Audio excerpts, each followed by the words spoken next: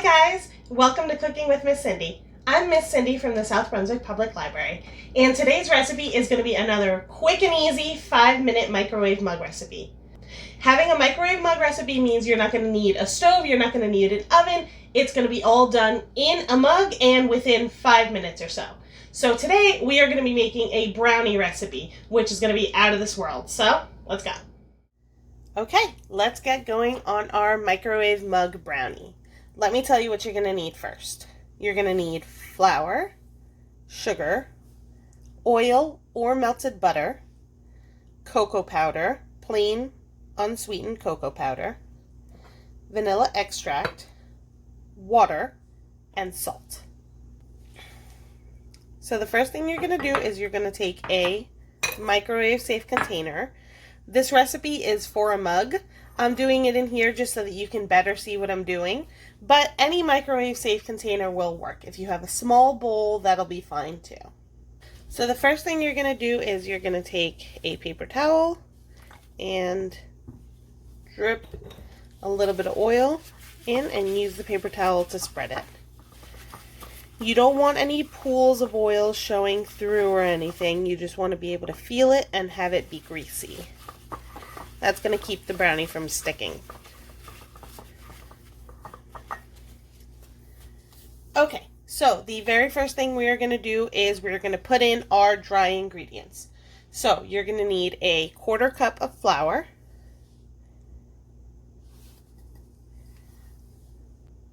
a 1/4 cup of sugar, 2 tablespoons of cocoa powder,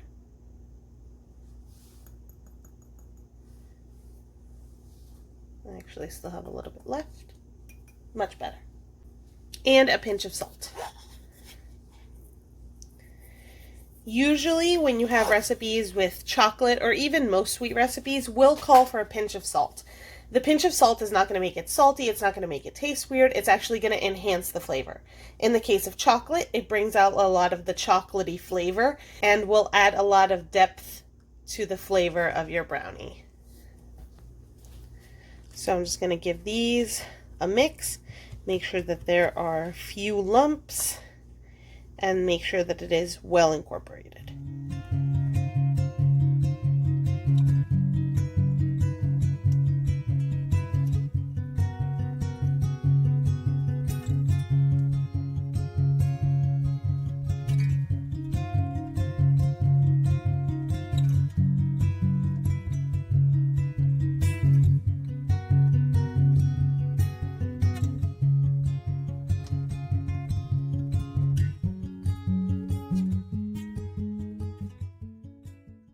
Okay, this looks pretty well incorporated. The colors look uniform. There doesn't seem to be a lot of any white or dark cocoa chunks.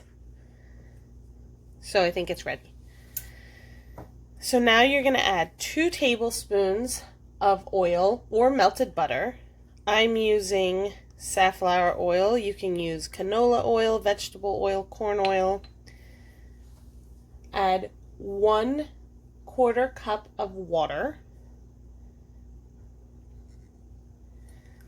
And 1/8 of a teaspoon, 1/8 of a teaspoon vanilla extract. All I have is a 1/4 teaspoon. If all you have is a 1/4 teaspoon, to get 1/8 of a teaspoon, you just fill it up to halfway. That's about halfway. Now you're going to mix all these together. If you have any other brownie add-ins that you would like to add, this would be the time to add them as well. If you wanted to add in chopped walnuts or dried cherries, that would be good. A scoop of peanut butter, a scoop of Nutella would be nice. Anything you feel like adding in. If you want sort of like a Mexican hot cocoa brownie, you could add a pinch of cayenne pepper, actually more than a pinch, a little bit more, and some cinnamon as well, or even just some cinnamon in general. Now you want to mix this thoroughly. You want to make sure that there are no lumpy bits, no dry bits.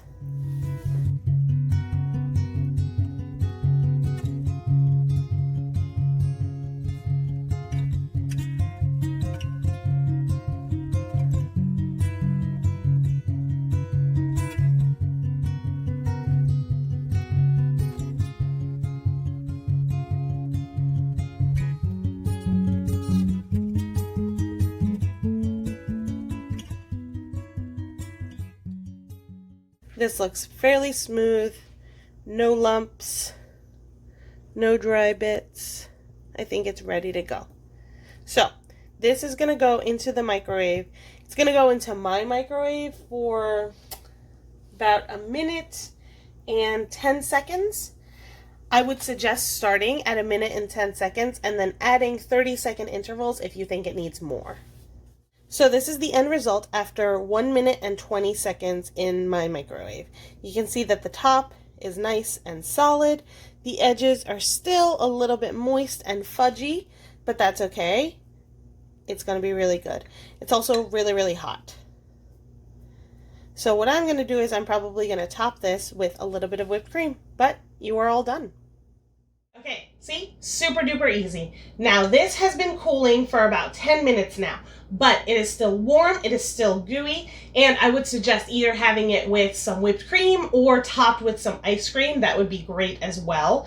This is a super, super easy recipe that you can transform in a few different ways. Like I showed you in the video, you could add peanut butter, Nutella, walnuts, cherries, raisins, literally anything that you would want to put in a brownie, you can put into this recipe. It's really, really adaptable. So that is it for me today, but I will see you guys next week on Cooking with Miss Cindy. Bye!